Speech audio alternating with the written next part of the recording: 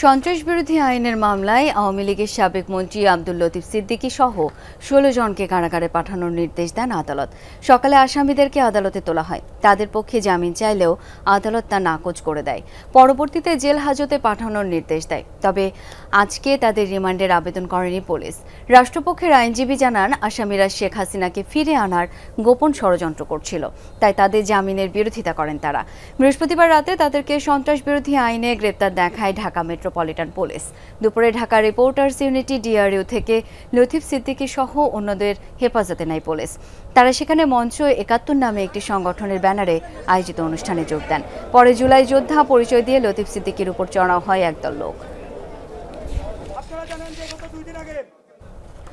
দর্শকের পর্যায়ে CMM court থেকে যোগ দিচ্ছেন সহকর্মী রাব্বি সিদ্দিকী। রাব্বি, কারাগারে পাঠানোর নির্দেশ দেবার পর লতিফ সিদ্দিকীর আইনজীবী কি বলছেন? বাংলাদেশের প্রথম ইমিউনিটি বুস্টার সমৃদ্ধ ফ্যান্টাস্টিক হ্যাপি এনার্জি বিস্কিট। এখানে বলে রাখা ভালো যে লতিফ সিদ্দিকী তিনি শঙ্কা প্রকাশ করেছেন যে তিনি ন্যায় বিচার পাবেন না এই আদালত থেকে, এবং সেই কারণে তিনি কোনো ওকালতনামায় স্বাক্ষর করেননি। আইনজীবী, তার পক্ষের আইনজীবী আমাদেরকে জানিয়েছেন যে আসলে তিনি এই আদালত থেকে ন্যায় বিচার পাবে না, সে কারণে আসলে তার পক্ষে কোনো আইনজীবীর প্রয়োজন নেই, এবং সে কথাটি তিনি স্পষ্ট বলেছেন। আর অন্যান্য আসামির আইনজীবী তারা কিন্তু যে বিষয়টি বলেছেন যে আসলে সংবিধানের ৩৩ যে অনুচ্ছেদে আসামিদের কিছু অধিকারের কথা বলা হয়েছে, সেই অধিকারগুলো কিন্তু তারা পাচ্ছেন না, তাদের লঙ্ঘন করা হচ্ছে, এমন অভিযোগ কিন্তু আদালতে করেছে।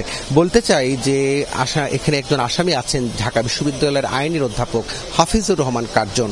তিনি কিন্তু সংবিধান ছুঁয়ে সংবিধান রক্ষার শপথ করেছেন এবং সাংবাদিকদেরকে সংবিধান ধরে বলেছেন যে এই সংবিধান আমি রক্ষা করব, এবং একই সাথে তিনি আদালতেও বিচারকের সামনে যে কথাটি বলেছেন যে সংবিধানের যে অধিকারগুলো দেওয়া আছে, বাক স্বাধীনতার যে কথা বলা আছে এবং মানুষের যে অধিকারগুলো, সেই অধিকারগুলো লঙ্ঘন করা হচ্ছে, আদালতকে তিনি সেই কথা বলেছেন। আর লতিফ সিদ্দিকী এবং অন্যান্য যারা আসামি আছেন, এখানে একজন সাংবাদিকও কিন্তু আসামি আছেন, মঞ্জুরুল আলম। তিনি তার হাতে হাত করা পরানোর তিনি ক্ষোভ জানিয়েছেন। সব মিলিয়ে আসামিরা বলছেন যে এই আদালত থেকে তারা ন্যায় বিচার পাবেন না, তারা উচ্চ আদালতে যাবেন। আর রাষ্ট্রপক্ষের আইনজীবীদের দাবি যে তারা আসলে এই যে একত্রিত হওয়া এবং বৈঠকে অংশ নেওয়া, সরকার বিরোধী ষড়যন্ত্র করা, সেই কারণে তাদেরকে জেল হাজতে রাখার প্রয়োজন আছে, সেই যুক্তি তারা আদালতকে তুলে ধরেছেন। রাব্বি, ধন্যবাদ আপনাকে।